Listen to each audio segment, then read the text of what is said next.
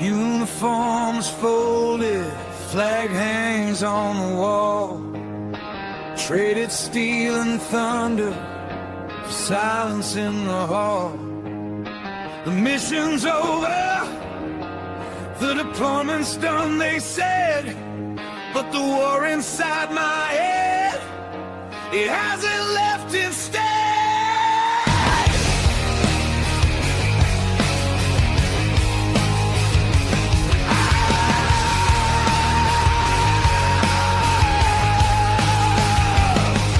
Got the handshake, the thank you, the ticket back home. Now I'm standing on the sidewalk, feeling utterly alone. This freedom is a cage that I can't seem to break. Every single morning it's a future I might forsake. Lost the rhythm, lost the drive, the structure disappeared. The invisible wounds are the ones that I truly feared. I'm walking on a wire, the pressure's coming down. Is there anyone listening in this lonely town? Full speed ahead after battle.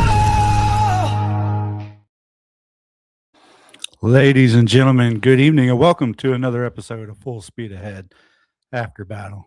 As always, I'm your veteran mental health coach here, and we are on the military broadcast radio where we give a veterans a voice. As always, we have a great lineup tonight. We've got David C. Reed. He's spent nearly 30 years in and around leadership and the military, law enforcement, and all kinds of other things. Author of several books and all around great guy coming out of the military, great guy on the topic that we're going to be discussing tonight. But before we get to our guests, let's recap the last week, shall we? Olympics have been on. If a lot of people are watching that, I know I have been. USA women are dominating all the sports, whether it's curling, hockey. Man, hockey, they're outscoring the competitors 30-1. They've only had one goal against them this entire time.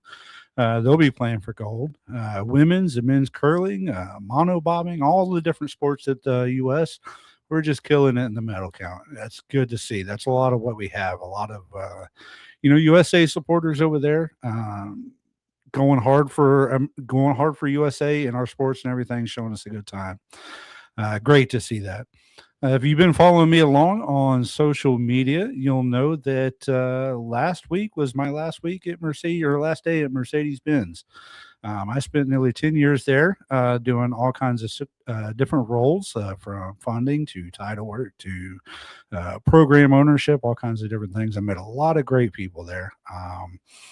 I got to say, it's a great company to work for. A lot of different changes going on right now. Most importantly, I met my wife there nearly 10 years ago when I first started. We've had a great run at the same company. It's definitely going to be a different change for us, working at two different companies. New schedule, new hours, all that good stuff. But we're going to make it work like we always do. Now, the other, thing that I'm going to miss about that company is day one, I created the Veterans Business Resource Council at Mercedes-Benz Financial Services. And over the years, we've brought a lot of awareness to that company about hiring and working with and around veterans, bringing veteran experience into that company, but also showing that that company supports our veterans in the community by joining in different events going on there. We put together some great programs for our veterans, self-identifying in HR as a veteran status, different programs to get veterans financing and things like that, whether they are creating their own business and using the vans or getting into the cars or anything like that. So I am going to be sad to see that go, but I know it's in good hands. They're going to be doing a lot of good work upcoming with that Veterans BRG. So again, a long 10 years. I owe a lot to them for the experience and everything. But tomorrow starts a new day, a new chapter. And definitely, I would say when I received the letter from the VA stating 100% disability P&T. That is what helped me change my mind, because if you don't know, when you receive that 100% P&T status, that brings a lot of opportunities, a lot of growth, a lot of things that a lot of other disabled veterans don't have. And so that allowed me to take a position that something a little bit more near and dear to me. So technically, it falls under the Wise County Sheriff's Department, but I will be working at the Wise County Animal Shelter, helping those lost animals, those strays, those owner surrenders, taking care of those animals. They have everything from dogs and cats to cows, pigs, and everything else that you find in this cattle ranching farming community that is Wise County. So I've always had a love for law enforcement and our first responders, and so I'm going to be happy working closely with them, supporting them in their endeavors when it comes around the animal shelters. But also, I think a lot of people can agree with me that I know for myself that I love animals more than I do most people. So I think a lot of people feel that way. And so being able to work around them, finding them those forever homes, making families complete, that's going to be something that's a little bit a passion of mine. So I'm going to be excited with the opportunities there. So let's move on to the numbers that we put out every week. Normally, I give you that same basic statistic of 22 veterans commit suicide every day. Numbers gone up and down. When you factor in first responders and the general population, that number rises to right around 30. However, we got some more numbers today.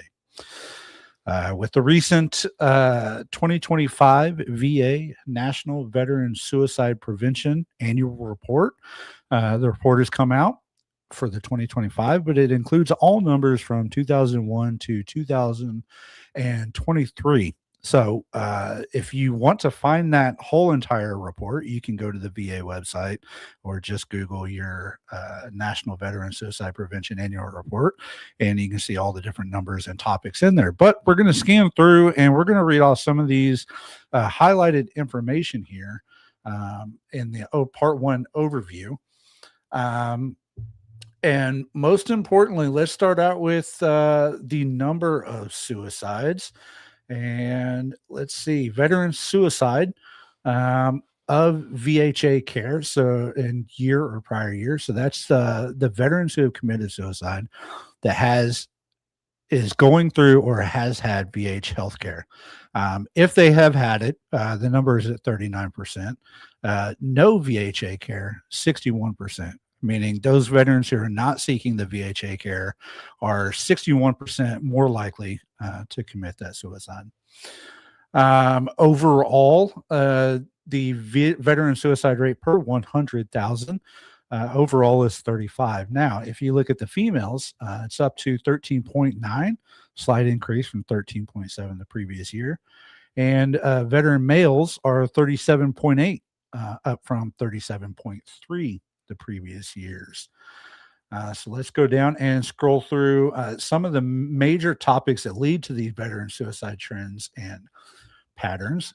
Among veterans in the VHA care, suicide rate for those with mental health or substance abuse disorder diagnosis fell 34.7% from 2001 to 2023.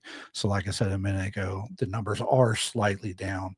Mental health, substance abuse, non-mental health risks among veterans in VHA care who died from suicide in 23. 60.9% had a VHA mental health or substance use disorder diagnosis.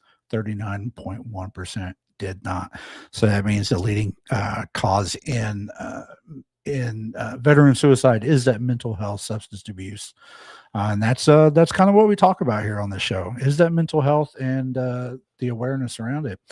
Among transitioning service members, death by suicide rates within 12 months of separation from active military were higher among those with DOD and DHA diagnosis of substance use disorder, suicidal ideation, and those with mental health diagnosis prior to military discharge. And again, we always point that out every week, that transition is one of the leading causes in veteran suicide. That's why we have all our guests on to talk about those transitions, what to look for, what to look out for, what not to do. How can we help that transition? Those with TBI or head trauma, research shows increased suicide ideation, attempt, and death rates among people. Each year from 2001 to 2023, suicide rates for veterans in VHA care with TBIs are higher rate than those without. Suicide rate 77.6 per 100,000 for those with the recent diagnosis of TBI, which is 94.3% higher than those without a diagnosis. So those with TBIs and head trauma, that means that they are more likely, 94% more likely to commit suicide than most of our other veterans. So that is definitely something we need to look out for, because that's a large category of our veterans, those hit by IEDs or explosions or falls or anything like that. A lot of TBIs and head trauma in the military. Going next is unsecured firearms. Firearms were involved in 73.3% of veteran deaths by suicide, compared to 52.9% of suicides of non-veterans. So veterans, obviously, with the knowledge of weapons, higher suicide rate with weapons than our civilian counterparts. Homelessness, ending homelessness is a top VA priority. 23, the suicide rate among veterans. Homelessness was 146% higher than for those with diagnosis of homelessness or without diagnosis of homelessness. So still, homeless veterans is still a large part of the suicide population amongst our veterans. Those with MST or military sexual trauma refers to sexual assault or sexual care who reported experiences of it from 22 to 23. Suicide rates of veterans in VHA care screened fell 25.1% for female veterans and fell 26.0% for male veterans. So suicide among MST survivors is slightly down. So funding, Congress funds VHA suicide prevention programs, crisis line services, research, grants, innovations. 89% of veterans crisis line services, community grants, community coalitions, and direct veteran care services.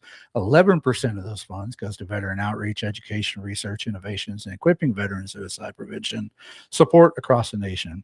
So overall, the VA is trying to do more. It realizes that there is a need for better mental health care within the VA, and I know a lot of different locations are working on increasing that. And so I will give that to the VA that they are stepping it up. So again, those are the basic numbers for this year's report, and that's for all years from 2001 to 2023. So again, the numbers are slightly down, which is good. The exact number for 23, 6,398 veterans committed suicide. That is down from 6,442, which we still have a long ways to go. However, it does show VHA affiliated veterans, or veterans that are seeking that help with the VA, 2,498 suicides in 23, down from 2,574. So those numbers right there, when you talk about just veterans not seeking help, 6,000, just over 6,000, VA veterans seeking help, just over 2,000. So for those veterans out there, if you're wondering if you need to reach out to the VA and get that help, those are your numbers. This is your wake-up call. You are better off going to the VA and seeking that help, whether it's the VA, VFW, American Legion, any of those military veteran groups out there. Go out there and get that help. Okay, it's okay to ask for help. You're not in this alone. Numbers show it. The more you reach out for help, the better off you are, the more likely you are to succeed in this life. And we all need you in this life. Everybody's got a mission after a service. You just got to find what that mission is, but you can't do that if you're not here. And remember, it's not just you that has to suffer. It's those friends, families, and support network that are here after you are gone. So you got to remember that as well. So with those numbers, that is the, again, overview. Go Google the rest of it. There's a lot of great information. There's about 70-something pages overall on the main report, and a lot of good information in there as far as the numbers and how our veterans can get help, the different programs that they're doing. So be sure to check that out. So with that, we're going to get into our discussion tonight. I know he's got a lot of great information on these topics and then some, and we're going to get into that. But this guy, again, spent nearly 30 years in and around the military, law enforcement. He's an author. He's been around. He's done that. So our interview of the week is going to be with David C. Reed. Let's welcome him aboard. The interview of the week is brought to you by Jersey Mike's, a sub above. David, welcome to the show. Thanks, Josh, for having me. How are you tonight? I'm doing great. I can't complain. It's another day in paradise, right? There we go. It's very important topics that you bring up, and just listening to those stats that you listed, I think everybody that is in the veteran community knows those stats to be accurate and true, just based off the number of funerals or interventions, things like that we have to take care of. And as a guy, the last half of my career where I was a civilian with the U.S. Army, where I led not only civilians and contractors, but soldiers, Marines, Air Force, transitioning from military into the civilian sector is a big leap. And a lot of people, despite everything that the Army or whatever service you're with does to prepare you, there's still the preparation you've got to do inside. And absolutely, very important topic. Yes, sir, it is. So before we get into that topic, then why don't you introduce yourself a little bit to the people, the viewers, and tell them who you are, where you've been, what got you here? Well, wow, what got me here? First of all, I do want to say one thing. I'm a little older than you think I am. Not 30 years, 40. Oh, wow. Starting in 1979 and until I retired as both a cop and a GS civilian from the Army, as well as, years before that, I was active duty and then I went into the reserves, but spent the biggest part of my career both as a cop on and off, depending on what I was doing in the reserves, but then took a job with the U.S. Army in charge of force protection and law enforcement training for the military police school at Fort Leonard Wood. Very rewarding part of my career, but it did open my eyes to a lot of the things that you're talking about and the difficulties that my civilian employees had as they transitioned from military to civilian. My transition was I went cold turkey. When I left active duty, there was none of the financial planning. There was none of the outreach to the spouse. There was none of the, let me help you with a VA disability claim. None of that. It was, oh, you're quitting, sign right here, and out the door you go. Make sure you clear CIF, make sure you turn in all your crap before you leave. And that was really all I got. And so, emotionally, it crept in places that I didn't expect it. But I went almost immediately into civilian law enforcement and met other people like me. And that's really what helped. It helped that law enforcement, the organization that I went into, was structured very militarily and had a good organization and structure to them. So it felt like a natural move. From there, I moved into the Southeast and went to work for a couple of smaller agencies, and they didn't have that structure, and they didn't understand the things that I didn't understand as a veteran. Why are we doing things this way? Why don't we do this? Why don't we do this? They would look at me like I had a hand growing out of my forehead or something. You don't understand what you're talking about, and that created a good deal of issues. But the biggest thing, I think, was that when I left the service, I didn't really have a clear plan other than I wanted to be in civilian law enforcement. Didn't have the financial plan that I probably should have. And also my spouse, was not included in some of this decision and planning that we did. And here's an idea that never occurred to me, that my spouse may need emotional help or advice and counseling. And, I found this to be true when I came to work as an Army civilian and began leading both GS civilians, a sector of contractors, all of whom were former military. Yeah. And then a contingent of active duty soldiers and Marines that worked for me.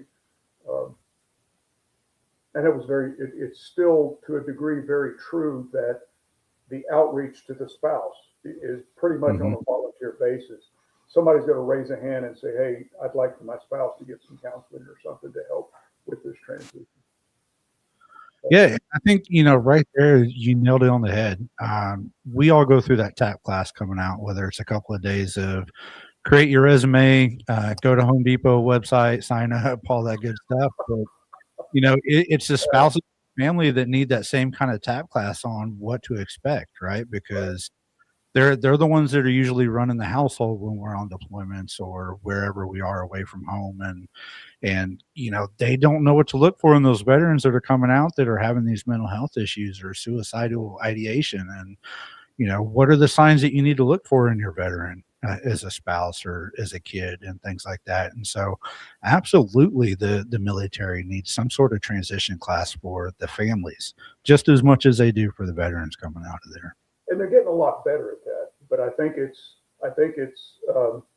they beta test this program based off the stats that you mentioned.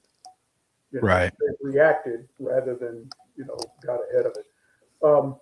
Multiply that by the spouse is a foreign national and has only recently, been in the country or has only become an American citizen. Maybe there's a language issue in some cases. So you multiply all that, they don't know how to reach out. Or maybe there's a cultural block to asking for that kind of help. And then multiply that by people who don't retire, but just decide to separate from the service. So things like TRICARE don't apply and a lot of other issues. Medical care now becomes an issue with things like that. Right. And it can take, although it's getting better now, it can take a good little while to get your VA rating so that you can even go to the VA and get medical care or psychological care. You could have 6-7 months there or longer waiting on that rating. One of the big things that I saw as a GS civilian, and of course I worked in a military organization, a lot of first sergeants were getting ahead of the idea, you need to be applying for these benefits. You need to start this process before you actually separate. Right. Determination still is dependent on that DD-14, but you can start gathering records, talking with a veteran service officer. Right. The biggest help that I've seen, and that maybe that's just here in Southwest Missouri and South Central Missouri, is the DAV, the Disabled American Veterans. And when the DAV decides to help you, whether you're a member or not, although they do encourage you to join and it's not that expensive, but when they write a letter, they're talking about 6 million people backing them up on that letter. So what a lot of people have told me, talk to obviously start the process with your VSO, but go to the DAV. And I'm sure the VFW is much the same way. But what I've personally seen is the DAV very active. Yeah. And like I said, when they write a letter saying, this person needs to get a rating, this is why, it's backed up by 6 million members. And that's to your point, back in June, I started my up from 90% to 100%, went to the local VSO here in the county, who happens to be the president of the local DAV chapter. And so she knew exactly what she was doing. Right. And so we went through the whole process and she walked me through it step by step. This is what you got to do, say, yada, yada. Less than a year later, I got the 100% rating with the back pay. And, I'm one of the fortunate ones that hasn't had to fight for 10 or 15 years to be able to get that done. But and so her and I were talking about things like that. And it's those veterans out there that maybe they spent 4 or 5 years and they don't feel like they deserve that rating from the VA, but they do. That's another stigma that these veterans think is there's people out there worse off than I am, right? There's people that have been blown up, lost limbs, yada, yada. They deserve it. I don't. doesn't matter. If you served, you need to go get it, because that's going to open you up to healthcare and mental health care and all kinds of other things that you deserve, that your family deserves. And Yeah, so, you're leaving a benefit on the table. And, right. You know, you're leaving it on the table. It doesn't go to someone else, and you're not taking it from anyone else. Right. Your benefit, you just choose not to pick it up. And Yes, I've sir. seen that culturally for people to go, I've never been on relief in my life. I'm not about to go get disabled. I can work, I can do stuff. And that's an attitude. And it's, like I said, sometimes it's a little cultural. Depends on where you're from and what your, you know, how your parents talk to you. I had an uncle, my Uncle Robert, my dad's brother, World War II veteran, 6 combat jumps in World War II. Now, I haven't looked this up in a while, so correct me if I'm wrong, but I think there were only 8 combat jumps in World War II altogether in the European. Something like that, yeah, he was on 6 out of those. However many there were, he was on 6. He crossed the Rhine. He did the relief at Bastogne. I mean, this guy was both 82nd and 101st Airborne, depending on what period of time and how they needed to reorganize once they were after D-Day. You know, they reorganized a lot of these guys and threw together units. So he has both 82nd and 101st Airborne patches. He has passed. Yeah. I got assigned to take care of this man. My dad could no longer do it. Also, you know, he was in his 90s, and I became his attorney, you know, and worked with him and found out that here's this gentleman, still very cognizant, still very aware of who he was, always, you know, he was my uncle was 96 at the time I took over, you know, as his attorney of record to help him with his, pay his bills and things. He was in a nursing home, not a VA nursing home. He was paying for his own hearing aids, his own prescription, and everything. And when once I got all these records and I discovered this, I said, why the heck isn't the VA stepping up to help a World War II veteran? Given what, I think 1,500 a day died. We're almost out of them now. I mean, you know, if you were maybe 14 years old in 1945, you might still be alive. But I questioned him about that. You know, what has the VA done for you? What have you? And he says, I've never even called him. Never occurred to him. Yeah. And that broke my heart. In fact, I could tell that he was within 6 months of being on the street, because he was just going through his checking account, his life savings, until it was zero. And at 96 years old, he was within, you know, just a few months of being on the street. So I immediately contacted the VA, and to their credit, we never heard of this cat. We can pull up his records. We certainly can get, you know, we certainly can find him, but we may not have time to do anything with him. It may take a while. So that was kind of a heads up. And I went back and talked to some of my soldiers who were, you know, a little older, getting ready to retire after, say, 25 years or so. I said, it's not too early to be thinking about the fact that you may need care when you're older, and you can actually apply for this type of care, you know, for the future. Yeah. And sadly, what the VA told me is, by the time we find him in the system, get him signed up, find him a bed in a VA home at 96, he's probably not going to be here. Yeah. That unfortunately, there's a lot of the older veterans that are experiencing that. And that's what I try to tell the younger guys coming out is, you might be fine right now. Your knees might not be hurting, your shoulder might be fine, but it's 10 years down the road when things start changing that you realize, okay, now I'm not doing so hot. But because you didn't go back then, you have a hard time tracing it back to service, and the VA is going to deny you easier that way. And, you know, like your story, my dad retired after 30 something years as well. And he didn't want to go to the VA because he saw what I went through going through the VA. And he's like, I'm just not going to do it. But he came down with stage 2 non-Hodgkin's lymphoma cancer.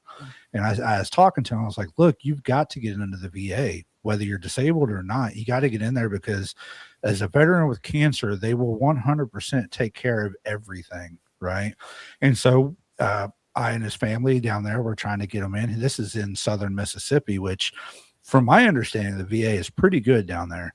But he finally got an appointment scheduled to go in, and then he gets a letter in the mail saying, well, we got to cancel your appointment and reschedule you. Well, how does that work for cancer patients, right? It's not like you can sit around and wait to get into the VA. So again, I say that to say this is, again, if you're coming out the day one, before you even come out of the service, go to the VA, get signed up, get whatever you can. And years down the road, it's going to be even easier for you. So let's go back. You had a lot of different careers in your life and a lot of different transitions.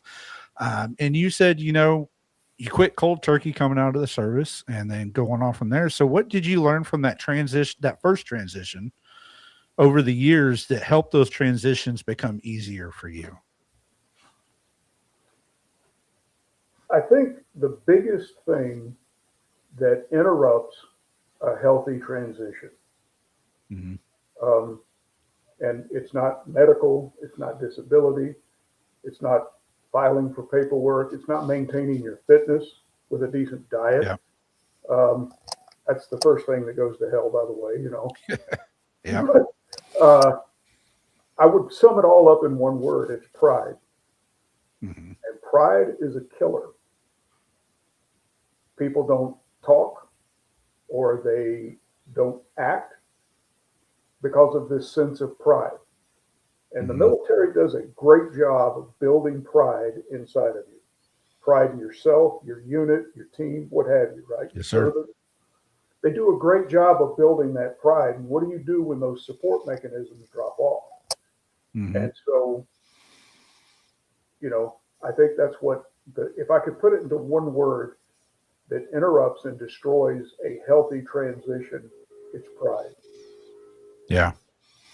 I completely agree with that, because there's some people that, they come out and they're like, I did all this stuff, right? Now I'm going to go find a job very easily. I want to continue getting paychecks and move on. And sometimes it just does not work that way. I know I got 8 years in active duty Navy. I did everything from master helmsman to working with JAG to sonar technician. I worked on, when I came out, the newest sonar equipment that the Navy had to offer, right? So I figured I'm going to go in Texas. What else am I going to do? Go into the gas and oil industry, right? Sonar and ground is similar to sonar on the water, a little bit different math, but no, I got out and they're like, well, no, you're not qualified.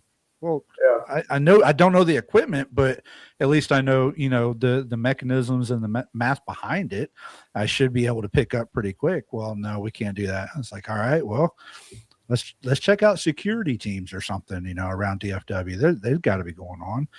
No, you didn't take the Texas security class or the TCOL or anything like that. Okay, well, let's keep going on down the chain. Home Depot, Lowe's. No, we don't want to hire you, even though you're veteran friendly.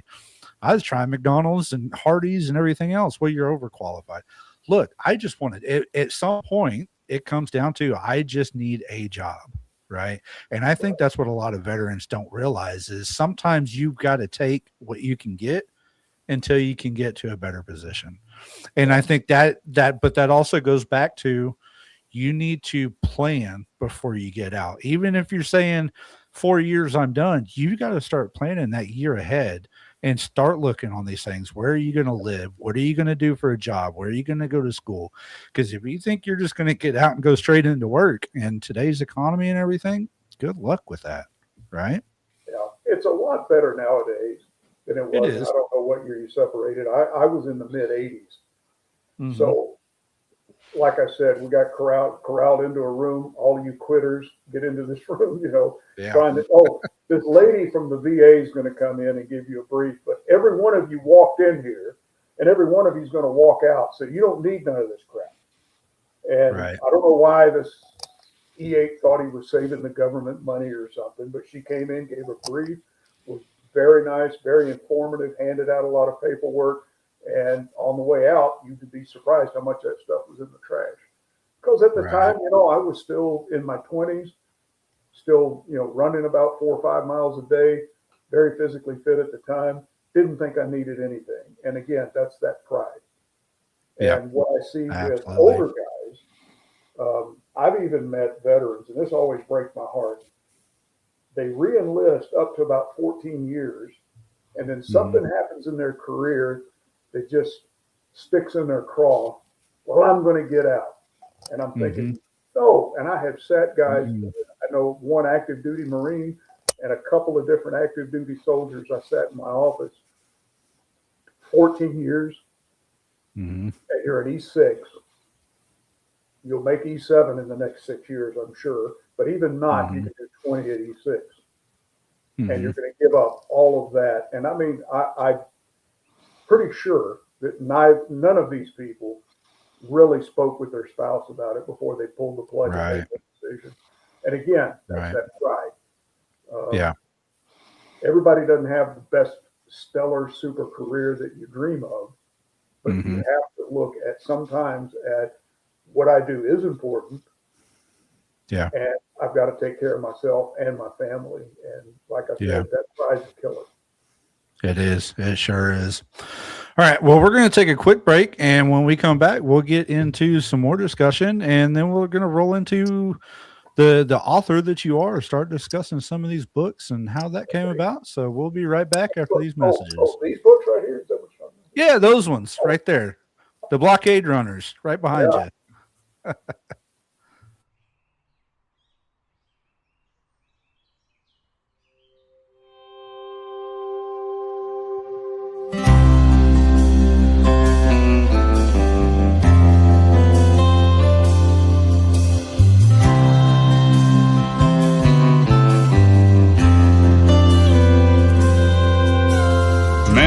Thought we were through with this.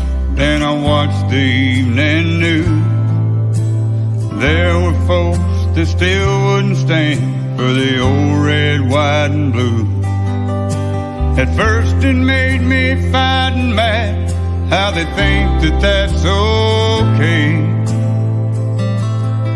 Then I thought they just don't understand, and given a chance I'd say, have you ever been there when taps was played or for a 21-gun salute? Had to hear the words you never want to hear? Have you ever had to face that truth? When a son or daughter didn't come back home to a family so devoted, then you might not disrespect our flag. If you'd ever been handed one folded,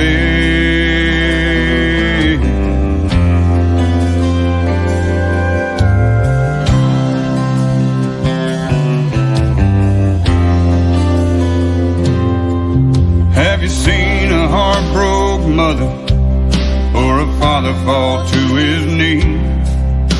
Been there when a family got the news that your freedom wasn't free? Have you seen a flag draped coffin? If you did, how'd it make you feel to know a soldier died to give you the right to stand or kneel? Most of us are immigrants, proud to call America home. And I'll stand for the red, white, and blue, even if I gotta stand alone. 'Cause I've been there when taps was played for a 21-gun salute. I had to hear the words I didn't want to hear. Yeah, I had to face that truth. When a son and daughter didn't come back home to a family so devoted, you never disrespect our flag. If you'd ever been handed one folded, you never disrespect our flag. If you'd ever been handed one folded,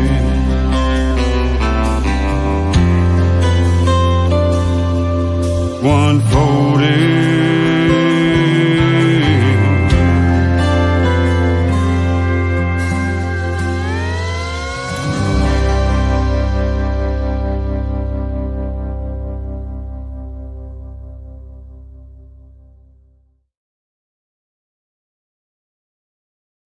All right, ladies and gentlemen, welcome back to Full Speed Ahead After Battle on Military Broadcast Radio. My guest tonight, David C. Reed, veteran, law enforcement, author, all around doing everything. Before we get into those books, though, I got a question for you, and this seems to be probably one of the biggest transitions, probably because a veteran, I'm going to say this, and I don't mean it technically, but a veteran is a police officer is a veteran. I mean, they go hand in hand almost, one on a bigger scale, one locally, but in your experience, what makes that a good fit for a veteran to go into law enforcement? Why do you think that is? Well, I know you were Navy, and I'm sure the Navy has a set of values. The Army has their 7 values, and one of them that probably goes to what you're asking is selfless service. And the value of selfless service fits well in law enforcement. It fits well with firefighters. It fits well with EMS, nursing. It fits well with a lot of things. It fits well with your volunteer work. It fits well with what you're doing right now here through this podcast, elevating an issue onto a platform where people can access it and get some information. But I think you specifically asked about police work. I think it goes into the idea if you approach police work correctly, and over 40 years, both full-time and then reserve, the second half of my career was as reservist, as a trainer or as a reserve criminal investigator. It's the selfless service aspect is so important because you have to look at it almost like a ministry. You have to look at it as, I'm not here just to make a paycheck. I've met a lot of cops that were quote unquote mercenaries that basically chased a paycheck. And, everybody needs a paycheck. I'm not downing that. But they weren't in it for the right reason. Right. You've met service members that served, veterans who didn't do it for the right reasons. And maybe that's why it didn't take or fit. But the vast majority of people that I've met that were active duty military of any service had that inside of them, that national pride, the desire, I'm going to stand where others cannot. I'm going to stand for those who cannot. And with police work, it's kind of the same thing. Joseph Wambaugh called it the thin blue line. And, you see these stickers that police officers use, and it's a big fat blue line, and that's just commercial crap. The real sticker should be a black and a razor thin blue line. And the reason for that is that in darkness, in anarchy, in confusion, there is that razor thin blue line of police officers standing arm in arm. And we say, here, no further. You don't get to go after the people behind me. Right. But there's just a few of us. And I think that kind of attitude appeals to active duty military because they realize I have stood on the wall and protected everybody behind me. My fellow service members, family members, my nation, everyone behind me is safe, but I'm going to stand here. Right. That's both our pride and a blessing, and it's also the curse of pride. They can follow if you don't correctly get the counseling that you need and set up a good transition. But I think you ask a good hard question. Why do a lot of service members look at some sort of service job? And it's not just military police or shore patrol or Army or Marine entities or Navy shore patrol, Master at Arms, Air Force security forces.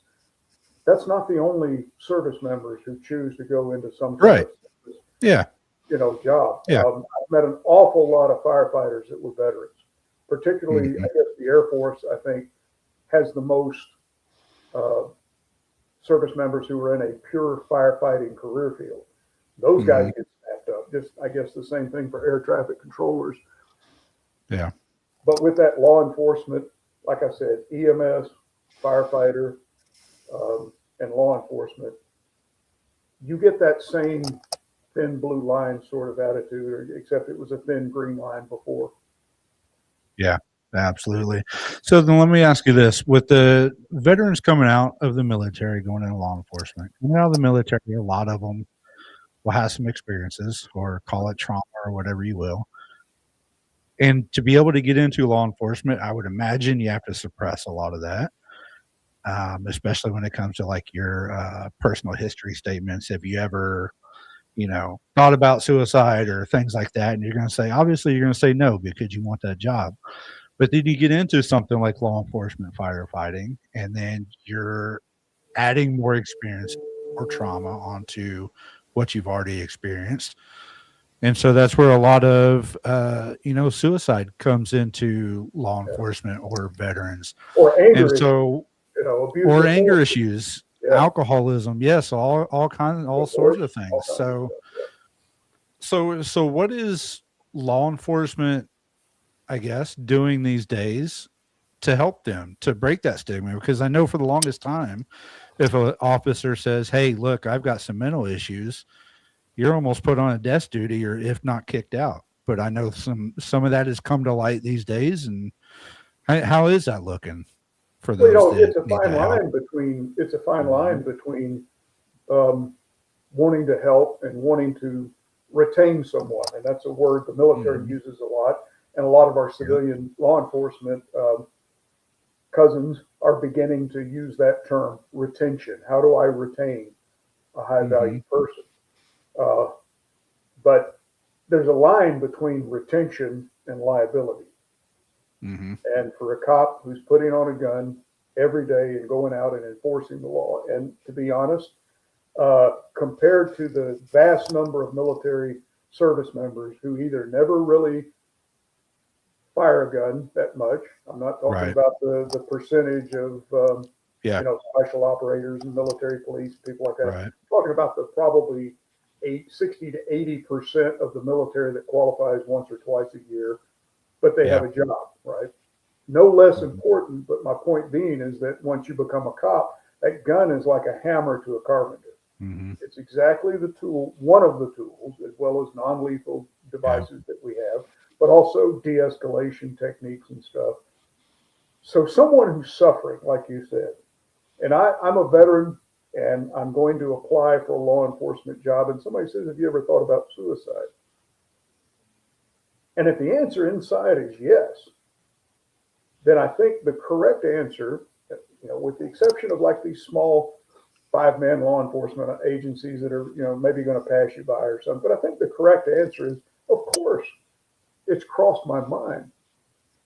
But I've received the right counseling. I've received the right treatment, and I know how to deal with those thoughts. I know how to deal with those issues, and I know when I need to ask for help. And I think an answer like that to a recruiter of law enforcement is going to be a lot better than a lie. Yeah. I'm glad that you said that, because I know, because I had that personal history statement going to work for the Wise County Sheriff's Department, and it lists all that out there. And when you go do the drug test, of course, it came up positive for antidepressants, and so I had to tell that story and provide the proof. But they said, hey, no big deal. As long as you got the proof and you're not faking it and everything, we can work around it. Again, I'm not the cop carrying a gun every day, so it's a little bit different story. But so let's get into something a little bit. Go ahead. Let me add one last thing. I always counsel people who are transitioning, soldiers and Marines that came into me. Hey, this is what I want to do, and I'm like, let's get ahead of absolutely every issue that might come up in an interview or an application. Get ahead of it. Let's bring it up first so that we manage that discussion, as opposed to you're reacting and you get caught off guard when you asked it. So one of the things that really helps transitioning veterans are rehearsed interviews. Get 5 or 6 friends, mixed civilian and military, that will help you with this, and interview you, a mock interview, so that you're prepared for these things, and also prepare documents. If I'm applying, like you said, you had antidepressants in your blood work, I would have had a document right there, which I'm sure Yep. you did, and said, no, let me Yep. tell you about it, and I'm going to manage that conversation, so to speak. So get ahead of Exactly. any issues you've got. It's better to be proactive than reactive in Yeah. this situation. Absolutely. So let's get into this topic about how did you or why did you decide to become an author? Where did that happen? I've been writing my whole life, and even Mhm. in my military jobs, I wrote doctrine, I wrote educational documents, I wrote lesson plans, but fiction writing, I've done this sort of as a hobby, going well back into the 80s, and mostly it was short stories. I wrote a couple of very bad novels, and they died the death that they deserved. But transitioning from law enforcement, GS-13 military, active duty, everything. When I retired, I have 4 retirements. I retired from everything. Mhm. And I spent the first 6, 7 months, maybe a year, landscaping the house and moving rock. And I tore my rotator cuff, moving too much, doing rock work around the house and stuff like that. And then what? And so Yeah. ideas, stories, Mhm. were always on my mind. And so what I Yeah. wanted to do was take real life incidents, stories, cases that I'd worked as a cop, and then also real military stories, and fictionalize them so that I could bring them out. And Yeah. Cold, Dark, and Silent was my first novel. It's, I think, averaging 4.9 on Amazon. It's selling very well. It's a lot of reader engagement. And so with that, I started the sequel, and then I've got the 3rd book and a 4th book that'll be out late this year. But Yeah. it's a way, it gives me, the things to do. It gives me an outlet to where I can tell a story. And as you know, your very best law enforcement guys and your very best military guys that you ever hung around with, they always have these great stories. Mhm. Let me tell you about this one time. And this is Yep. basically my version of, let me tell you about Yeah. that. And so, as oh, great, you're showing it. Yeah, they're available Yep. on Amazon, Barnes and Noble, Books A Million. If your local Barnes and Noble or Books A Million don't have them, go in there and ask. They'll get them shipped to you. You can use the QR code, or you can go right here to Amazon and click. It's also, a lot of people prefer audiobooks these days. Uh-huh. And I listen to podcasts, especially yours, but a couple other podcasts I listen to pretty regularly, but I haven't really done audiobooks. But everybody kept asking me. So we've released both of these titles on audiobook, and they're doing very well there too. Good. But these are, Yeah. So it seems. stories. This is the main story. The main character is a guy named Ash, Army Mhm. veteran, war veteran, leaves the military and goes into law enforcement, spends a long time in law enforcement, and then has to retire to take care of his dad, his aging father. And so he becomes kind of what we're talking about. He becomes a prideless transition guy, in that he doesn't know what to do with himself. And in fact, the term he describes himself as is rudderless. And then, be careful what you ask for, right? Because Right. all of a sudden something drops into his lap. Some locals ask for some help. He gets involved with it, and almost gets killed for Yeah. his involvement. This is a true story that I have fictionalized and brought out, because it's almost at a point where you can't really tell the truth sometimes about things. There's always somebody out there waiting. But Right. this was a case where a woman went missing for 2.5 years. And without ruining the story, I'll tell you, don't read chapter 28 by yourself. It's a little itchy. Yeah. Uh-oh. And the blockade. Well, I put that link. Yeah, I see Yeah, I that. put that link in the comments for everybody. So any viewers tuning in, y'all follow that link along, grab one of them books. But David, it seems like writing is an outlet for a lot of veterans these days, whether it's songwriting, poems, books, whatever. It seems like that's almost like a therapy for them now. Is that kind of how you feel writing these books? You just, I know it's different when you're putting things into words and you see it differently that way. Sometimes things click a little differently in your mind, and you see things how they truly are. Is that kind of how it feels for you when you're writing these things? Is it cathartic? Yes. Yeah. Does it fill my time and inspire me and give me something to do, a reason to get out of bed, a reason to keep myself relatively fit? You know, not eat cheeseburgers every day and sit and watch daytime TV. You know, that's a killer. Any daytime TV, I don't care what quality it is, it's a killer. I watch the morning news, turn it off, and I don't turn it on again until later at night. So this gives me a purpose, an action.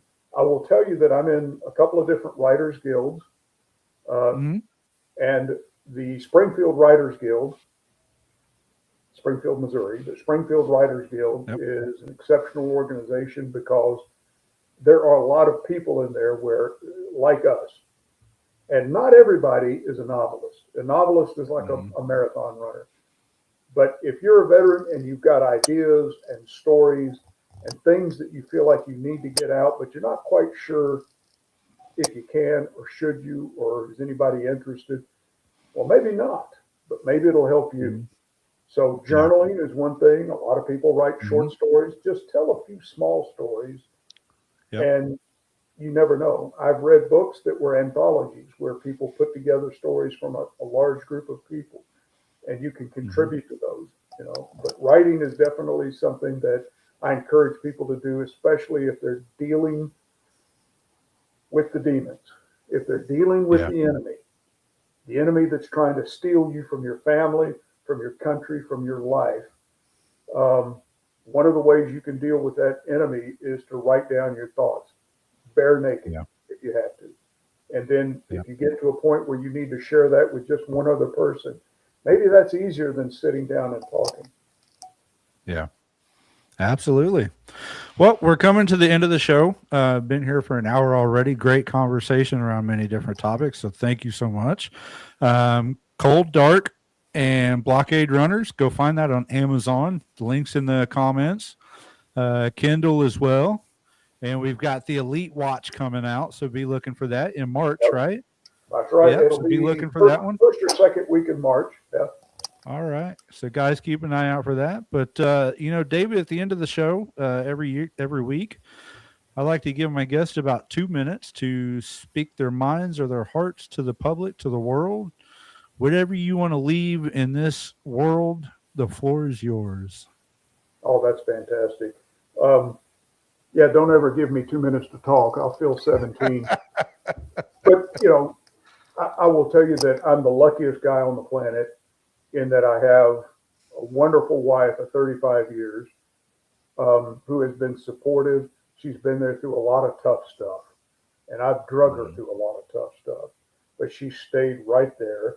And there's something about cops and emergency room nurses. We speak the same language. And so she was an ER nurse for a long time. Now she's an educator, but she stuck with me all this time. I'm not going to say I wouldn't have made it without her, but man, it would have been ugly. And so I always, praise her, give her the credit that she's due for how she has helped teach me and lead me and mentor me in ways that I didn't even really understand or could accept at the time. So if you're out there and you're dealing with the enemy and the enemy is trying to take you, just, reach out to, even if it's just one other person. Don't be afraid to seek the help that you need. Pride and cheeseburgers every day is what kills a lot of veterans, But seriously, pride is the enemy. And not getting the benefits that you and your family deserve, or not seeking the help that your family would want you to get. If you polled your family and your imminent friend, your immediate friends, they would tell you, yes, we want you to get help. So then the only problem is you. Reach out, do it, as opposed, because I'll tell you this, and I'll close with this. I've been to too damn many funerals. To be a guy my age, too many funerals. Don't want to go to another one. Reach out for that help. Don't let pride get you. Yes, And I thank you, Josh, by the way, for having this platform where you can elevate this issue to get people's attention. And I appreciate being on the show and hopefully trying to, being of some help. Absolutely. I think I couldn't have said it better myself.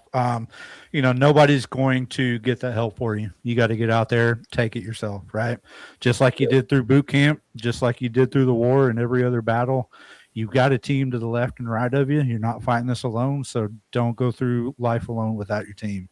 So, David, thank you so much for coming on the message. Good luck with everything.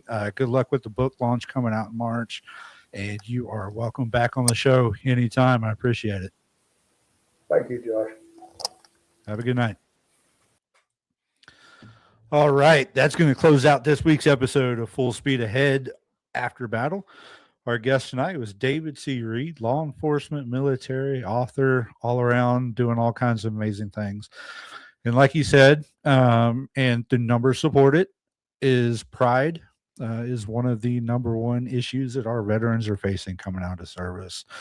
They don't want to ask for the help, right? Because it makes them feel weak. They're alone, less than a man, less than a woman, whatever you want to call it. But like I just said, you went through boot camp with a team. You were on a ship with a team. You deployed with a team. You still have a team. It just looks different. Right? You're the same person that was in boot camp in a war. You're the same person now. You just have a bigger tool belt around you. May look different, but the team's there. Ask for help. And as David said, some of that transition, a lot of times our veterans don't think about the spouses when they make that decision to get out. They don't think about the families. The families struggle a lot when they come out.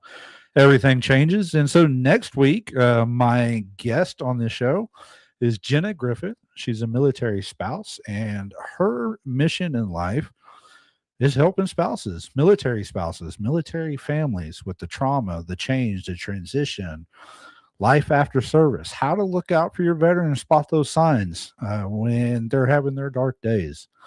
And so we're going to do exactly that. We're going to give this platform to the families and the spouses next week. So make sure you tune in for that.